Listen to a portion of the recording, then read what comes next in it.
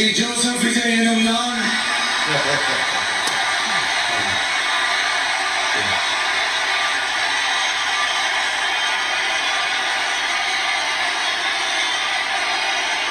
சட்டப்படி அமைக்கப்பெற்ற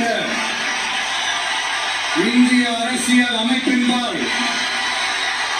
உண்மையான நம்பிக்கையும் மாறா பற்றும் கொண்டிருப்பேன் என்றும் இந்திய நாட்டின் ஒப்பில்லாத முழு முதல் ஆட்சியையும் உரிமையையும் நிலை நிறுத்துவேன் என்றும் தமிழ்நாட்டு அரசின் முதலமைச்சராக உண்மையாகவும் உளச்சான்றின்படியும் என் கடமைகளை நிறைவேற்றுவேன் என்றும் அரசியல் அமைப்பிற்கும் சட்டத்திற்கும் இணங்க அச்சமும் ஒருதலை சார்பும் இன்றி விருப்பு வெறுப்பை விலக்கி பலதரப்பட்ட மக்கள் அனைவருக்கும் நேர்மையானதை செய்வேன் என்றும் ஆண்டவன் மீது ஆணையிட்டு உறுதிமொழிகிறேன்.